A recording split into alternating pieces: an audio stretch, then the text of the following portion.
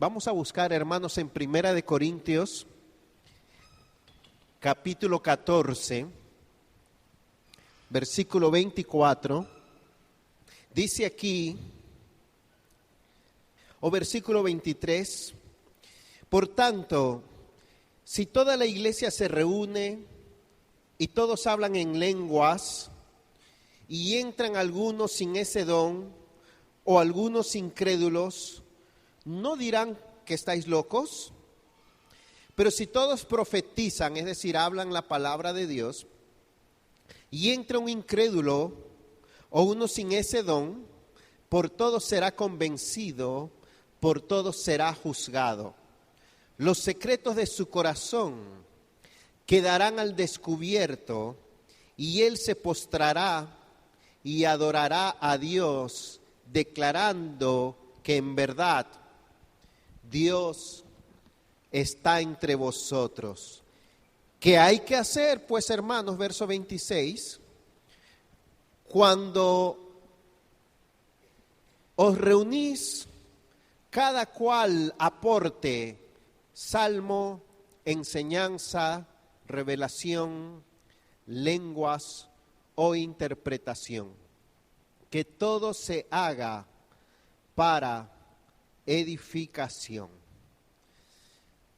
En la reunión de la iglesia, cuando los cristianos se reúnen, pasan muchas cosas. Dios está en medio de ellos. El Espíritu Santo obra a través de la diversidad de dones y de la participación de todos. Hay un énfasis preponderante en la palabra de Dios. Todo gira alrededor de el uso de la palabra de Dios. Y la palabra de Dios haya distintas expresiones a través de salmos, o sea, de canciones de enseñanza, de palabra de revelación, de lenguas con interpretación. Y el propósito general de todo es que haya edificación. Ya en ese tiempo, los creyentes estaban bien claros que debían congregarse, reunirse regularmente. ¿Ok? Y aquí Pablo les enseña todo lo que sucede o debe suceder en esa reunión. Desde Hechos capítulo 2, versículo 42, o sea, desde la mismísima primera predicación del Evangelio, después de la resurrección de Cristo, los creyentes comenzaron a perseverar o a dedicarse continuamente, dice ese pasaje, a la enseñanza de los apóstoles, al partimiento del pan, a las oraciones y a la comunión los unos con los otros. Los creyentes, se dice históricamente, y la Biblia también lo menciona, Pablo le dice a los corintios que el primer día de la semana se reúnen. Los creyentes comenzaron a reunirse el primer día de la semana, el domingo, el día que Cristo resucitó. Y ese día celebraban que Cristo había resucitado, y por eso le llamaron el día del Señor. Se decían los unos a los otros, este es el día del Señor, porque ese era el día que Cristo había resucitado, y se reunían en ese día en específico. Podía ser cualquier otro día, pero se reunían en ese día precisamente para celebrar que ese día, primero de la semana, Cristo había resucitado. Y pasaban el día juntos y eran edificados, y también había compañerismo, koinonía. Y por eso se cambió el día de reposo, el sabbat, que era el sábado, al domingo, porque en el Nuevo Testamento se le llamó al domingo el día del Señor. Juan también dice lo mismo en Apocalipsis, cuando estaba preso y tuvo la visión del Señor. Así que ahí se cambió el día y los creyentes, bueno, decimos, se reunieron los domingos hasta el día de hoy. Sin embargo, parece algo tan común las reuniones de los domingos. Pudiéramos a veces pensar, preguntarnos, ¿qué puede tener de especial que un grupo de gente normal y corriente decidan reunirse en un edificio cualquiera, una casa, debajo de un árbol, un club, un colegio, a una hora cualquiera, porque puede ser a las 8 de la mañana, a las 9, a las 11, a las 4, a las 3, hay a toda hora. En un ambiente cualquiera, porque estamos en donde todo el mundo está, a veces los cristianos se reúnen en lugares donde se imparte docencia, en cualquier sitio, realmente, y bajo las mismas condiciones naturales, humanas, climáticas, que cualquier otra actividad, y hablan, conversan, igual que hace mucha otra gente de otras maneras, enseñan, igual que se enseñan muchas otras cosas, cantan, como también muchas otras personas o grupos lo hacen. El Club de Leones tiene sus reuniones, sus asambleas, todos los clubes, todas las asociaciones, todas las agrupaciones se reúnen con algún propósito. Así que, ¿qué puede tener de diferente y de especial el que usted y yo un domingo, los domingos, nos reunamos, estemos aquí ejerciendo, vamos a llamarle así, una actividad de carácter religioso? Hay tantos tipos de reuniones y actividades en el mundo y muchas de ellas inclusive parecen ser más importantes, más impactantes y espectaculares que las reuniones de los cristianos.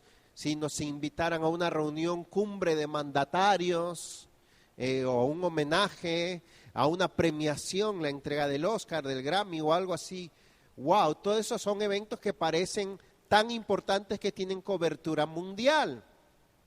Así que, ¿qué puede tener de especial o de diferente los cristianos cuando se reúnen?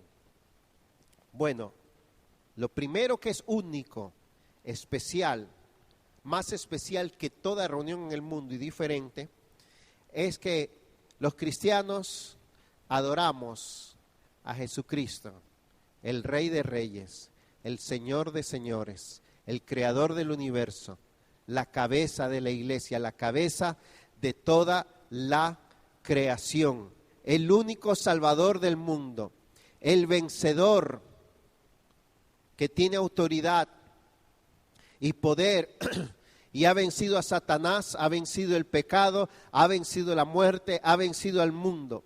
El único que tiene la soberanía, la majestad, el poder, la gloria, la honra que merece la acción, el único que merece las alabanzas, la adoración, la acción de gracias de todo lo creado. El único que tiene nombre sobre todo nombre y ante el cual toda rodilla se doblará. Así que eso hace especial. ¿Para qué los cristianos gastan tanta gasolina? ¿Gastan tanta saliva? ¿Gastan tanta ropa? ¿Gastan tantos zapatos para reunirse? Para eso. Amén.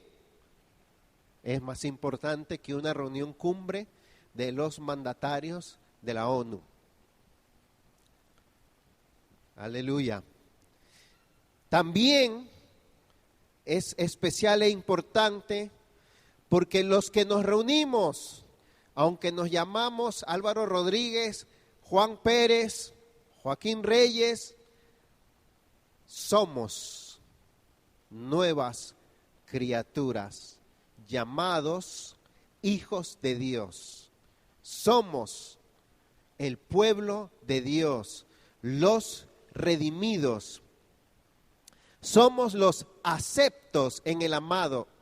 Somos los que hemos sido justificados por los méritos de Cristo.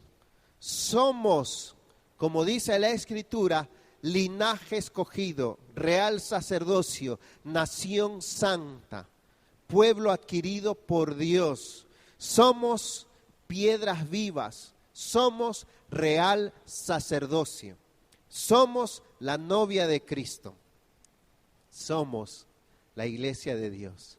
Amén. Es especial. Es especial también porque, como dice Efesios 3:10, cuando nos reunimos proclamamos ante los principados y potestades en los lugares celestiales la multiforme sabiduría de Dios.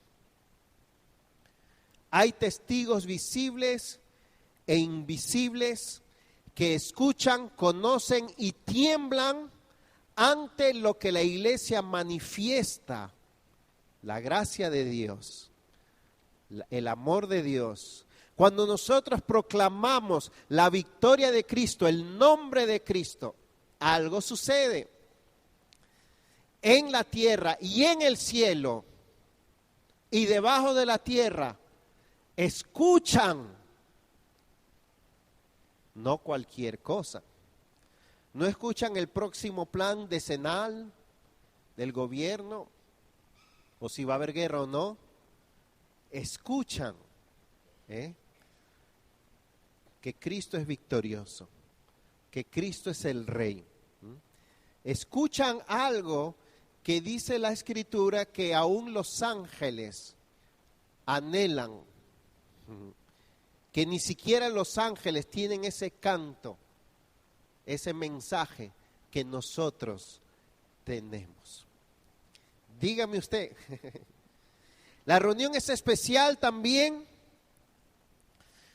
porque estamos siendo participantes y tenemos un papel especial en la única fiesta divina establecida en esta tierra, donde Dios ha dicho que va a estar presente de manera especial, gozándose junto con nosotros. En otras palabras, ¿cuántos celebran aquí su cumpleaños? Una vez al año, obviamente. Algunos quizás lo celebran más, ¿verdad? Y eso está muy bien. Es el día que se está celebrando, ¿verdad?, su nacimiento.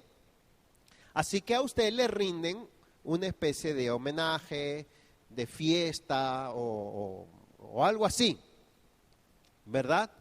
Bueno, pues la reunión de los santos es el día de la fiesta de Dios Trino, de Dios Padre, de Dios Hijo y de Dios Espíritu Santo. Es el día para glorificar a Dios, es el día para celebrar a Dios, es el día que Él ha establecido como su fiesta para reunirse con nosotros y gozarse con nosotros en la manera como nosotros le exaltamos.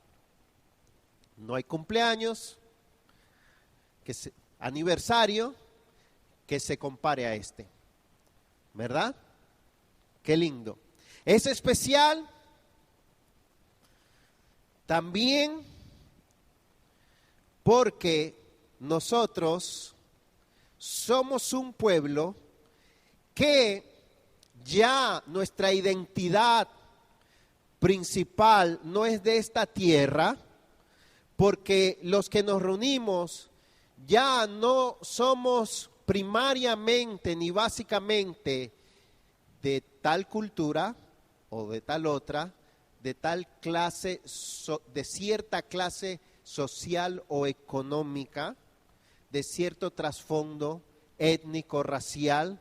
Ya lo importante en nosotros no es si somos dominicanos, cubanos, americanos, japoneses o peruanos. Ya eso no es lo importante, ni si somos pobres o ricos, si somos esclavos o libres, si somos de clase media o clase baja o clase alta, ya eso no es lo importante. Si somos blancos, negros, marrones o chinos, nada de eso. Todos los que habéis sido bautizados en Cristo, de Cristo estáis revestidos. Gálatas 3:17. Ya no hay judío ni griego, esclavo ni libre, hombre ni mujer, sino que todos vosotros sois uno en Cristo. Así que somos todos lo mismo, todos igual. Somos un nuevo pueblo. Pero ¿por qué no vemos esto? Porque como decíamos, que tiene de especial que cualquier gente normal y corriente se reúna? El problema es que estamos mirando la reunión de la iglesia en base a mirarnos a nosotros mismos. Le voy a contar un par de historias muy cortas. Hay un pastor de alabanza, Shelton, creo que es Ray Shelton, de Bethlehem. Él dice que cuando era joven se cansó de la iglesia de sus padres, que vivían en un lado de la ciudad, y encontró una iglesia muy juvenil, muy cool, muy atractiva, mucha música así para jóvenes, el predicador, el pastor muy juvenil, al otro lado de la ciudad, a 1 hora de camino, y dijo, esta sí va conmigo. Y todos los domingos decidió ir ahí porque le gustaba más y se sentía mucho mejor. Entonces comenzó a ir por unos meses y le gustaba. Y en una de esas, la última vez que él fue por última vez porque ese día el pastor dijo, si usted cree que por venir del otro lado de la ciudad y por disfrutar de este culto y porque le gusta este grupo, usted ya es parte de esta iglesia, usted está equivocado. Si usted no participa de los grupos pequeños y si usted no sirve y si no se ha conectado bien con nosotros, usted es una sanguijuela. Así mismo dijo, él lo escribe. Así que mejor busque otro sitio porque ese asiento lo vamos a usar mejor. Él dice que fue lo más duro que escuchó y a la misma vez después con el tiempo él dijo que fueron las palabras con más amor que él recibió porque necesitaban. ¿Qué le hizo ver a él acerca de cómo él pensaba acerca de las reuniones de adoración? Un espectador, un consumidor, como el que va al cine o al teatro o al supermercado, como el que va a ver el show, muy agradable, muy bendecido, y de ahí se va. Otro caso distinto.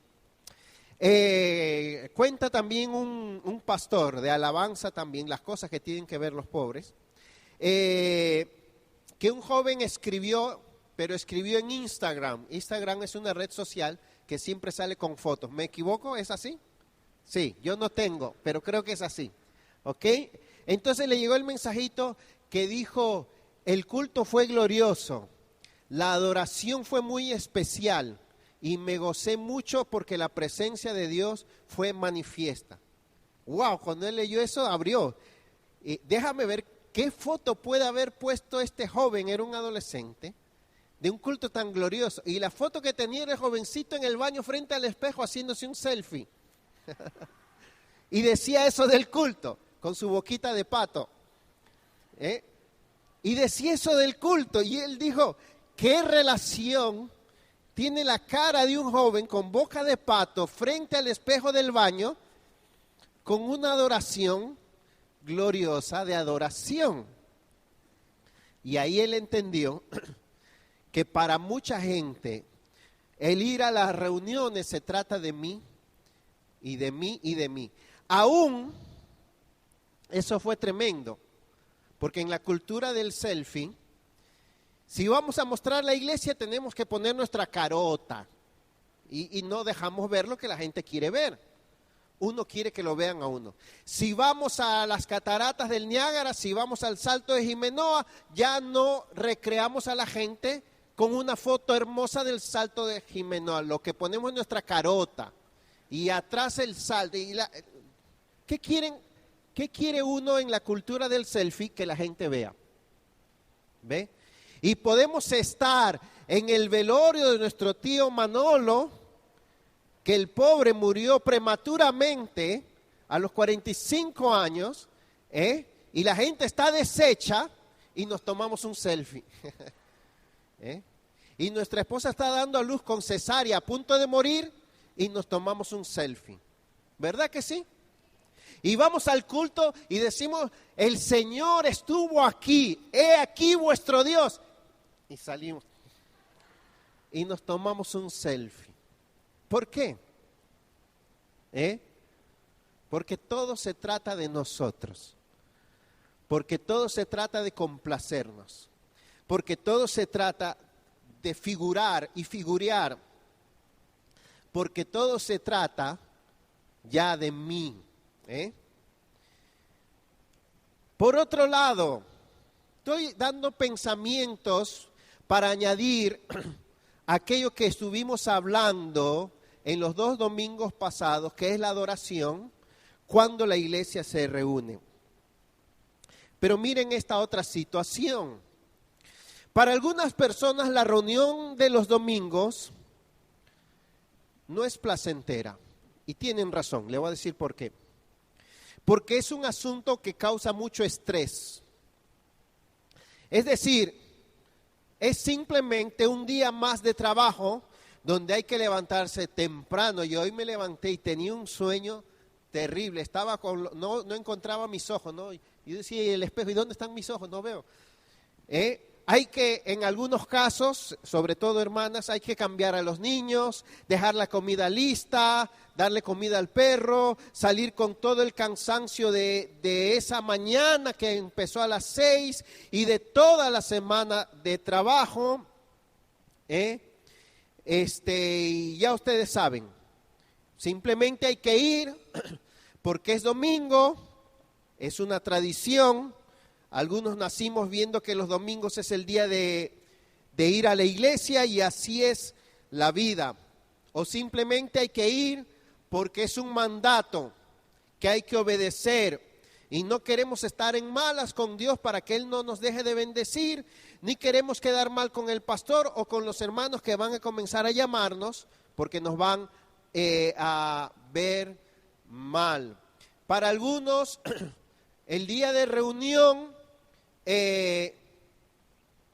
se reúnen porque, bueno, los buenos cristianos hacen eso. Es algo positivo, es algo alentador, es bonito, es de bendición, quiero ser bendecido. Venimos y decimos, déjame ver qué Dios tiene para mí, ojalá Él tenga algo para mí hoy, ¿verdad? O vamos a la iglesia simplemente porque somos buenas personas y las buenas personas van a la iglesia. El domingo es el día más bonito, ¿por qué? Porque no se trabaja y se va a la iglesia. ¡Qué lindo! Decimos, todas esas cosas es lo que se ve por fuera o lo que se vive por fuera cuando la gente va a la iglesia. Un montón de razones y circunstancias externas. Pero a pesar de eso, en su sentido más profundo, real y trascendente, ¿por qué la gente va a la iglesia a pesar de todo lo que he mencionado? ¿Qué razones de peso hay? Bueno, ¿qué hemos estado diciendo? La gente va a la iglesia porque el propósito principal de los creyentes es adorar a Dios con toda su vida, con todo su corazón, glorificarle de una manera, especialmente cuando se reúne de una manera enfocada, concentrada, apartándose de toda actividad secundaria y directamente ofreciéndole a Dios nuestra vida, nuestros sacrificios de alabanza, escuchando su voz, buscando su rostro en oración. Por eso vale la pena ir.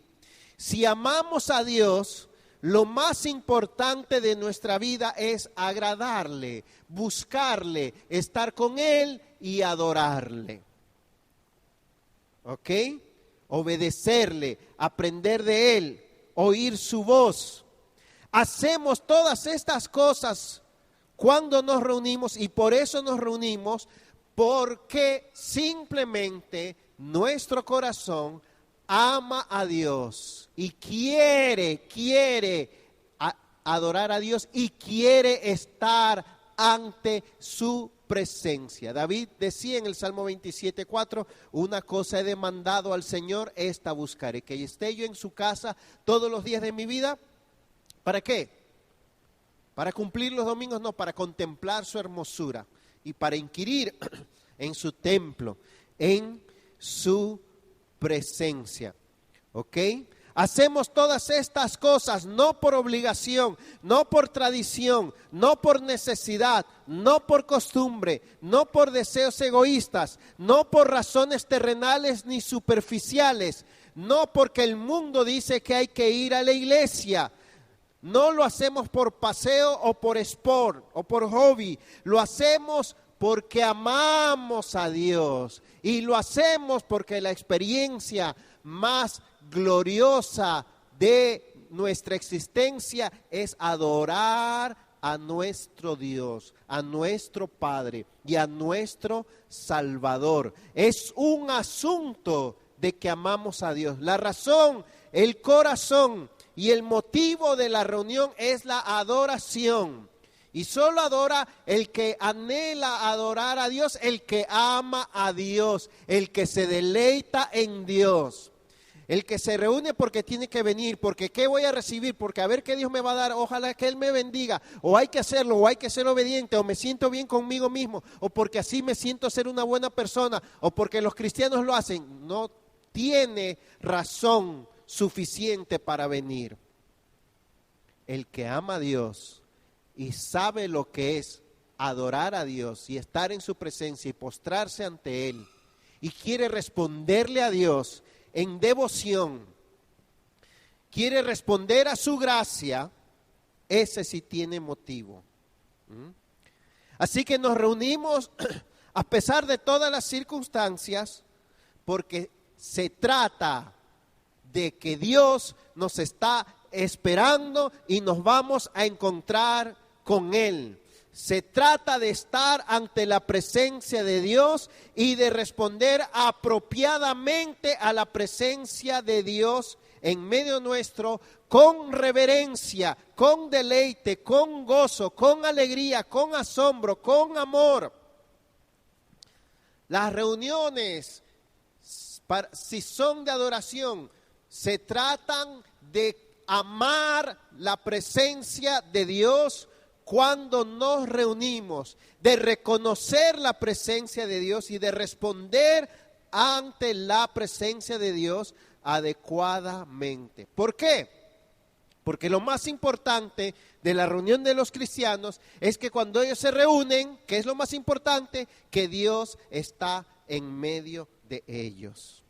No hay más. Y si eso no lo entendemos, no lo sabemos, no lo apreciamos, no lo saboreamos, no lo amamos, no tenemos suficiente motivo para venir. O vendremos, pero no adoraremos. Y perdón que insista, porque no podemos adorar a Dios si no conocemos a Dios, si no sabemos deleitarnos en Él y en su presencia. Si no nos deleitamos en Dios y en su presencia, todo lo que hacemos en el culto es un show, es una, ¿cómo se dice? Como una payasada, como un bufón. ¿Se acuerdan lo que es? El bufón entretiene, hace nada más, pero no es de verdad, se va y se cambia y ya.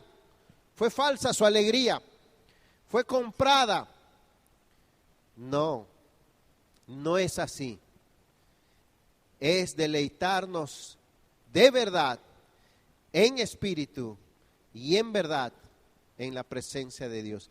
La iglesia se reúne a pesar de todas esas circunstancias normales, naturales o difíciles, porque la iglesia en verdad es lo que la palabra dice que es. La iglesia no es solo que Juan Pérez o Álvaro Rodríguez viene, no es simplemente que es domingo, que hace sol, que está bonito, que es costumbre. No, no, no, no. La reunión de la iglesia es el despliegue, la revelación, el cumplimiento de todo lo que la iglesia de Cristo del nuevo pacto es.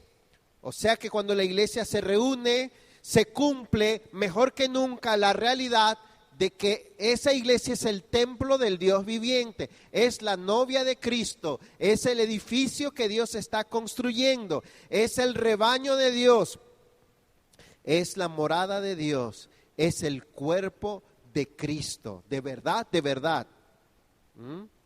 No hay más grande privilegio que haber sido reconciliados con Dios, acercados a Él y estar reunidos ante la presencia de Dios. El problema es que miramos la reunión de la iglesia basado en lo externo, en lo que nos rodea. Ay, qué difícil, ay, qué temprano, ay, qué tarde, ay, qué corto, ay, qué largo, ay, qué cansado, ay esto, ay lo otro. Podemos pensar, ¿qué puede tener de especial y de espiritual las reuniones de la iglesia? A pesar de que conocemos todo lo que la Biblia dice acerca de ella, ¿qué puede tener de especial si cuando voy a reunirme, de pronto no, bueno, es importante reunirme, pero estoy cansado, me comenzó un dolor en el estómago, el virus de la gripe me está por agarrar,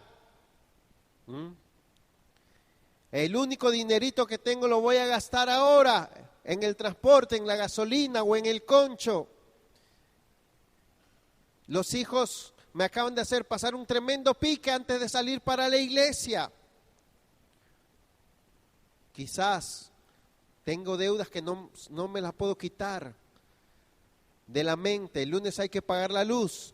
Y el colegio, cuánta aflicción. Cuando llegamos a nuestro asiento en el templo, se nos dice que Dios está en medio de nosotros, pero nosotros ya no podemos con nosotros mismos. Ya estamos, pero encima de nuestras debilidades humanas y circunstancias, nos reunimos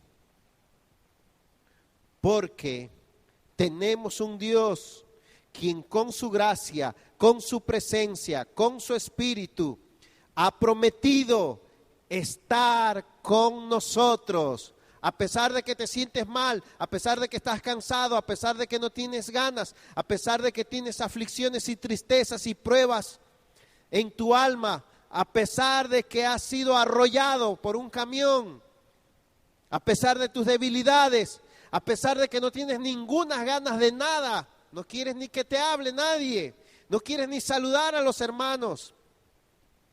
Tenemos un Dios que nos ha prometido su gracia, su presencia, su espíritu, cuando nos congregamos en su nombre. Ha prometido darnos ayuda y misericordia. Entonces nos reunimos porque entendemos que se trata de no enfocarnos en nosotros, ni de depender de nosotros, ni darnos a nosotros la gloria, sino que precisamente por cómo me siento, entiendo que la reunión se trata de enfocarme en Dios, de buscar a Dios, de depender de Dios y de darle la gloria a Dios en mi condición y en mis circunstancias, porque esa es la única manera como Él me va a ayudar. Y no trato de hacer lo contrario.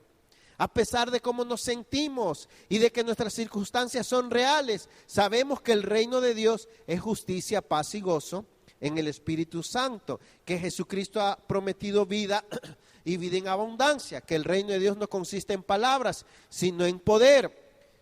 Así que la reunión de la iglesia puede ser todo lo que Dios dice que es, no debido a lo que tú eres, a lo que tú has pasado, a cómo tú te sientes, sino debido a lo que Dios es.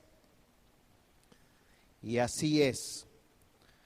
Entonces, a pesar de lo normal y corriente que son nuestras reuniones, a pesar de las pruebas y circunstancias tan estresantes que vivimos en este mundo, a pesar de la condición tan débil y humana que cargamos cuando nos reunimos, sí es una experiencia muy especial y de adoración la reunión de los creyentes. Y para eso tenemos que, número uno, saber a qué venimos, que fue lo primero que tratamos. Las reuniones de los creyentes tienen una labor, una actividad muy objetiva que Dios ha establecido en su palabra. Venimos a escuchar la palabra, a cantar la palabra, a orar en base a la palabra, a predicar la palabra, a usar los dones que la palabra nos ha dicho que Dios nos ha dado. La reunión es especial y de adoración. Primero, si sabemos a qué venimos. Segundo, si sabemos y reconocemos las realidades espirituales que contienen nuestras reuniones. Lo dijimos también, ¿verdad? El Espíritu Santo está presente, Dios está presente en medio de nosotros. Tenemos entrada, acceso al lugar santísimo, a la mismísima presencia de Dios. Dios se goza en medio de nosotros. Jesucristo canta con nosotros, el Espíritu Santo reparte distintos dones, etc.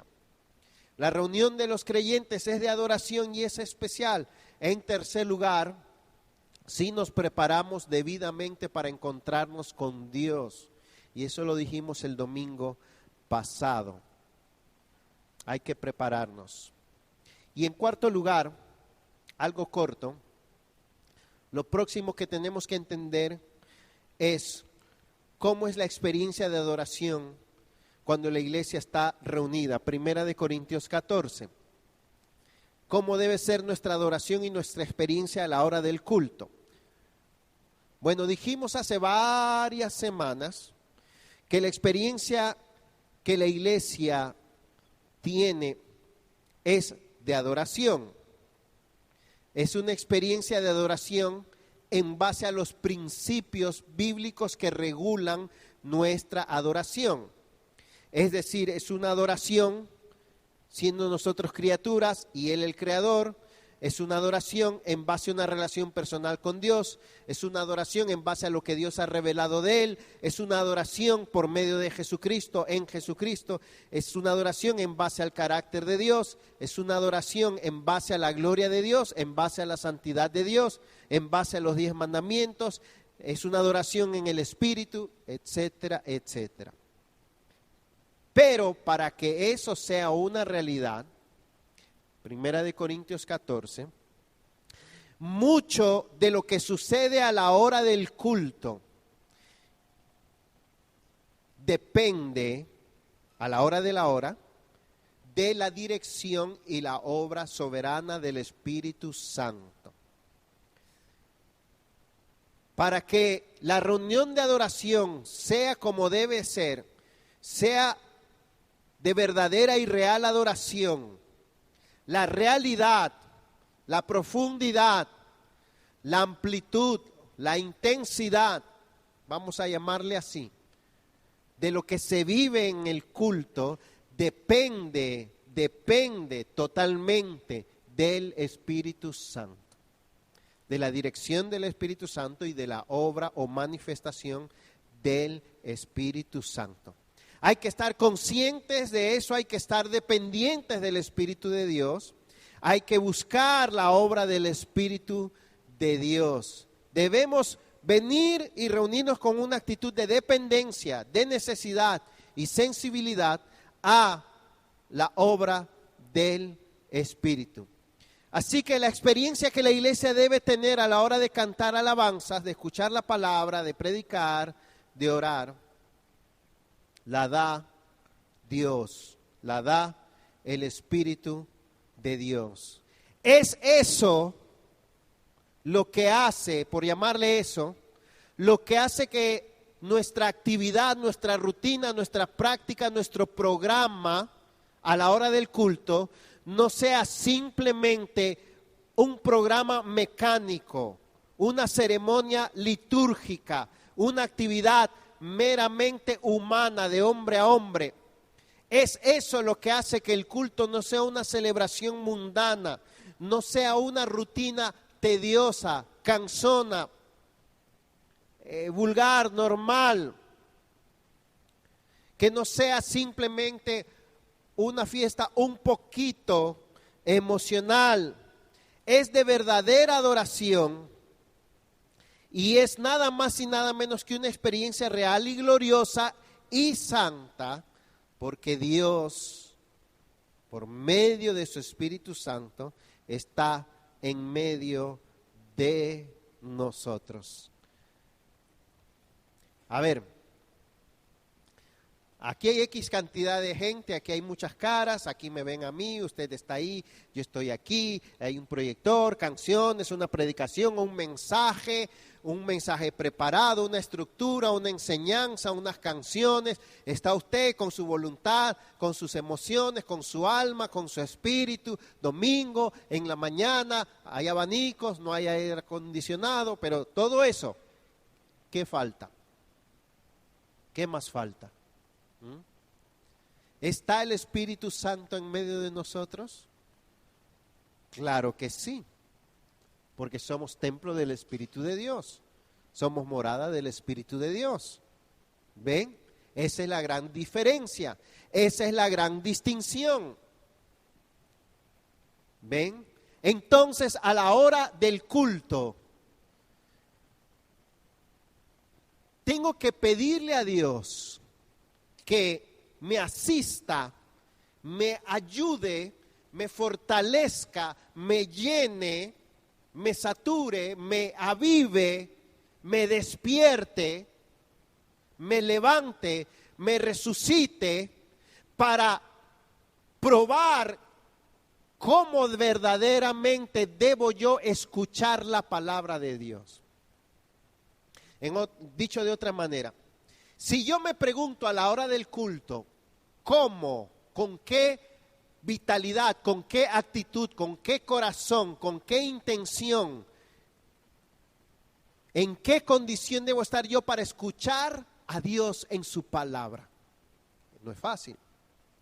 Si yo pregunto cómo, de qué manera nosotros tenemos que cantar alabanzas a Dios, de qué manera, con qué fervor, temor, reverencia, devoción debemos orar a la hora de orar, al comienzo y al final, o si ya estoy, Señor, mira, manifiéstate, perdónanos, límpianos, y uno allá, ya, apúrate. Cuando pienso la manera gloriosa, reverente, sublime, poderosa, profunda en que los creyentes tienen que escuchar la predicación, en que tienen que orar, en cómo tienen que cantar, es algo que solo el Espíritu Santo puede ayudarme en esos momentos, ¿verdad? Así es la experiencia. Para que el culto sea de adoración, no para que el culto sea para calentar asientos, para gastar sillas o para gastar saliva hablando. Yo puedo hablar. La pregunta es, ¿qué necesito tener yo para hablar? O cualquiera que predica. ¿Qué necesita tener los que cantan para cantar en su espíritu? ¿Qué necesitan los músicos para tocar a Dios? Porque no están tocando a la gente, sino a Dios. ¿Qué necesitan los asistentes para que ellos también adoren a Dios? Bueno, eso es algo que el Espíritu Santo tiene que obrar en mí y en usted. Porque si no, voy a escuchar la palabra de Dios con una actitud tan irreverente, tan aburrida, tan desatenta, tan fría, tan superficial, tan incrédula, que la pared se puede conmover más que yo. ¿Sí? Un predicador puede hablar y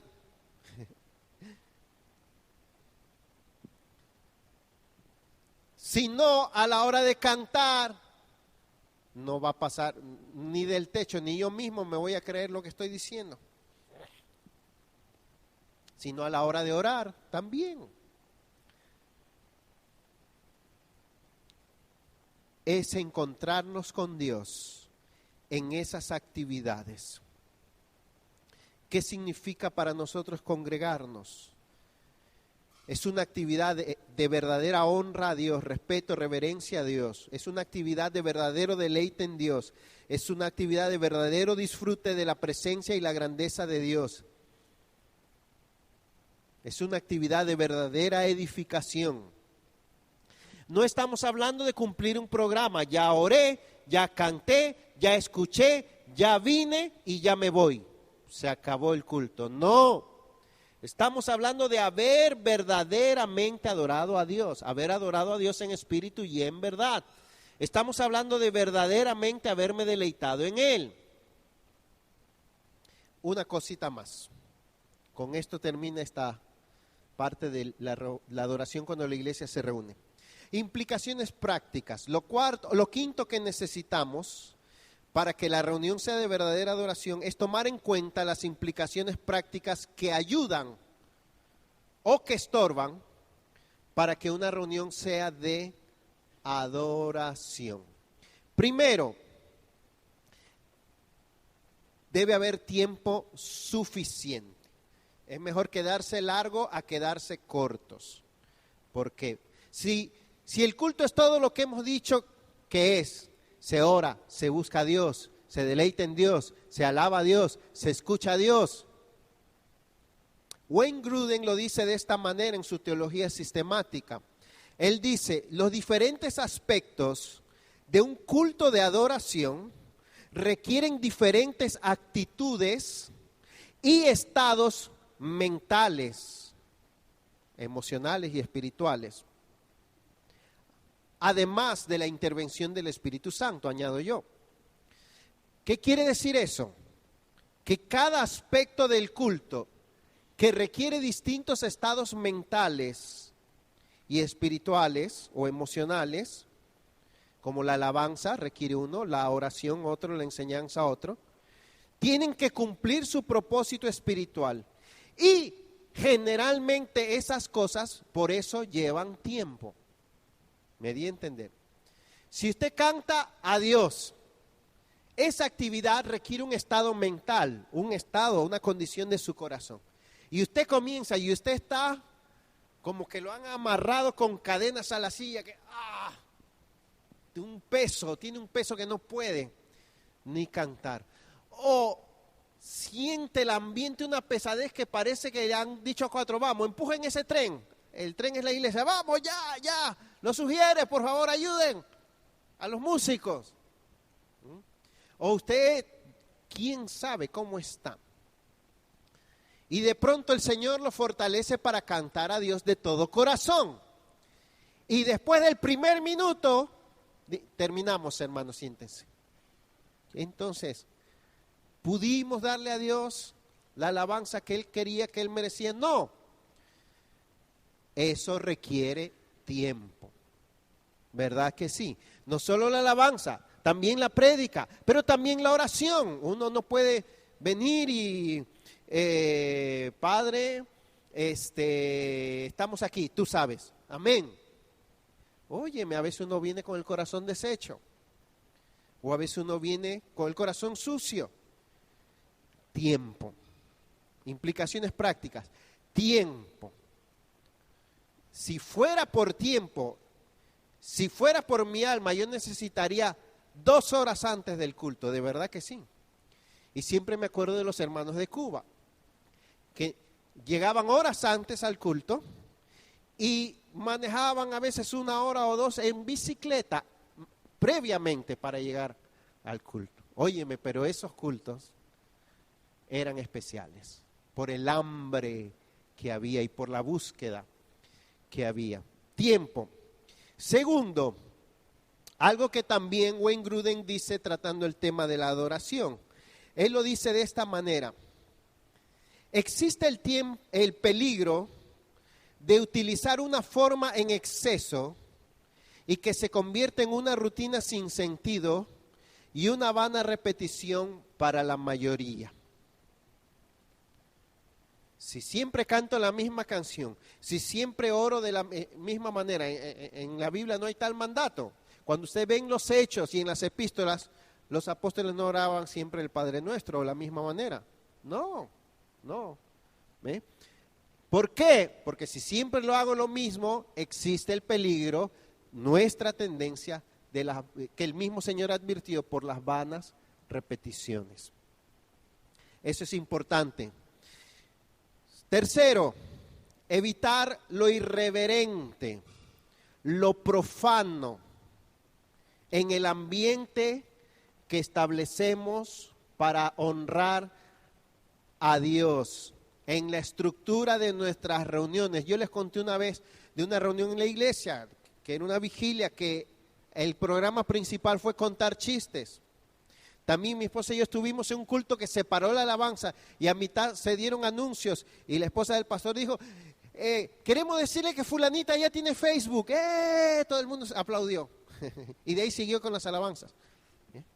O hablando de política, o hablando de deporte, o hablando de un montón de cosas que distraen, que no tienen que ver con preparar nuestro corazón. Lo irreverente, lo profano, estorba. Venimos, imagínese, no ha pasado, que en plena adoración alguien venga aquí adelante con un sándwich y papas fritas a comer, porque no desayunó. No, espérese, hermanito, no es hora de desayunar, no es hora de comer. O mientras estamos adorando, allá en la puerta hay 2 o 3 con un volumen ahí en chercha, hablando, chistando, riéndose. No, eso es irreverencia. Pasando para aquí, pasando para allá, distrayendo, jugando.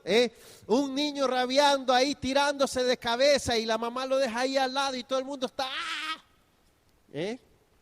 Que parece el mismo diablo. Puede ser, porque el diablo puede usar cualquier cosa para distraernos, ¿verdad? Todas esas cosas. Y ahí viene eso, las distracciones. Ya no lo irreverente, sino las distracciones, el desorden, las interrupciones, la impuntualidad. Por un momento piense que Dios está ministrando su corazón y hasta lágrimas le salen de usted comprobar el amor y la fidelidad de Dios con su vida. Y de pronto Dios, siente usted, vamos a decirlo así, un fuego consumidor y comienza a entender la santidad de Dios. Qué glorioso. Y Dios lo llena de una alegría indescriptible. Y Dios rompe sus ataduras y cadenas pecaminosas y en esos momentos se siente libre. Y en esos momentos viene alguien y le dice, permiso, y los... Porque somos carne, estamos en este mundo. Y viene alguien y lo interrumpe. Y lo saca, como decimos. Ay. Pídele al Señor ahí paciencia, dominio propio y mansedumbre. Para no desconvertirse en esos momentos. Pero ve las distracciones. Y una más, con eso terminamos. Aunque quizá diga un par de cosas más. De eso último, la hora de llegada, llegar temprano, amén, la impuntualidad, llegar temprano por causa de la experiencia espiritual que anhelamos tener en el culto y por causa de la preparación de nuestras vidas para venir a la presencia de Dios en oración. A veces pidiendo perdón, buscando limpieza, buscando a Dios, para tener gratitud, tener reverencia. ¿Cómo te gustaría a ti presentarte ante una persona? ¿Alguna vez no has estado preparado y alguien te ha tocado la puerta? No estás vestido, no estás limpio, no estás peinado, estás comiendo, estás con comida ahí en los labios. Igual es con Dios. ¿Cómo que no estás preparado? En el sentido de que a veces tenemos que pedirle a Dios que nos limpie primero, que nos perdone, prepararnos. Y eso lleva tiempo. Al corazón contrito y humillado no despreciarás tú, oh Dios. Lleguemos ante su presencia con alabanza. El Salmo 5:1 dice, me presentaré de mañana delante de ti. O sea, ¿cuántos necesitamos recibir paz, recibir fortaleza, recibir perdón y alegría antes de comenzar a adorar a Dios. Entonces, si yo llego tarde y llego ya todo está ahí, y yo llego fuera de base, como decimos, y en esos momentos, pero yo tenía que haber, por mi condición, tenía que haber estado 1 hora antes que comenzara. Entonces llego y por eso no puedo realmente estar en la presencia de Dios. ¿No cree usted que eso lleva tiempo previo? Porque no estamos hablando de simplemente venir y ya. ¿Por qué a veces la palabra de Dios no hace suficiente efecto en nosotros? ¿Por qué a veces no nos sentimos en la presencia de Dios? Porque no nos preparamos lo suficiente, porque no venimos a tiempo.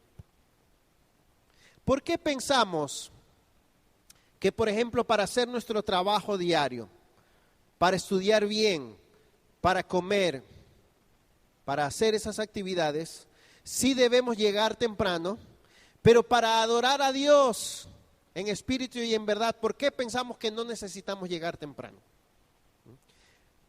Para comer, que es una actividad más común, rutinaria, mecánica, y aún para trabajar, para hacer bien mi trabajo tengo que llegar a tiempo, ¿verdad? ¿Cuántas veces hemos llegado a un cine, a un trabajo, a una reunión? No, ya llegamos muy tarde, ya no se puede hacer, ¿verdad que sí? Porque llegamos tarde. ¿Por qué pensamos que para adorar a Dios sí podemos llegar tarde? ¿No requiere esos ciertos preparativos espirituales de su corazón? ¿No creemos que eso no afecta? Sí. Si uno va a la playa puede llegar a cualquier hora. ¿Por qué? Porque uno va a hacer nada, ¿verdad? Pero cuando nos congregamos venimos a que nuestro gran Dios sea glorificado en nosotros y nosotros disfrutemos de Él. Ahí sí hay que hacer algo importante. ¿Por qué la gente llega a las cirugías temprano? No, tempranísimo, ¿verdad? ¿Por qué? Incluyendo los doctores y los pacientes, porque nos van a hacer algo importante y delicado en el cuerpo, y no sucede lo mismo en nuestra alma con lo que Dios va a hacer. ¿Por qué cuando vamos al aeropuerto, cuando tenemos un viaje, tenemos que llegar temprano? Porque todo viaje es importante. No debemos cuidar igual nuestra alma que necesita estar con Dios durante ese tiempo, no debemos prepararnos igual. Voy a hacer una pregunta. Este es el último punto, pero voy a hacer una pregunta importante porque tiene consecuencias, para que usted la responda. ¿Debe haber en una iglesia cierto grado de reverencia y disciplina en la forma como se reúne? ¿Se entendió la pregunta? ¿Debe haber en una iglesia cierto grado de reverencia y disciplina cuando se reúne, sí o no?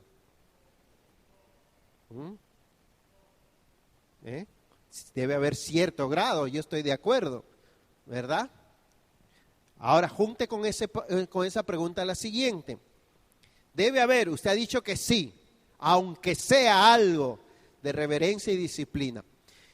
Debe una iglesia, escuche esta pregunta, hacer algo cuando la indisciplina y la irreverencia estorba o es ofensiva por causa de la impuntualidad y el desorden. La pregunta fue esta: ¿debe hacer algo al respecto una iglesia cuando hay irreverencia e indisciplina por causa de la impuntualidad y el desorden? ¿Debe hacer algo esa iglesia al respecto?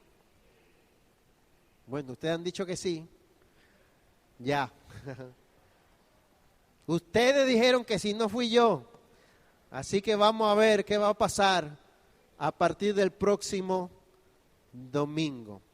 Son implicaciones prácticas. Pero ¿de qué estamos hablando? Señor, qué lindo es adorarte. Es el propósito de mi existencia. Es el propósito de mi vida. Y cuando venimos, queremos tener la experiencia de que tú seas glorificado, de deleitarnos en ti y de que tu iglesia sea lo que debe ser.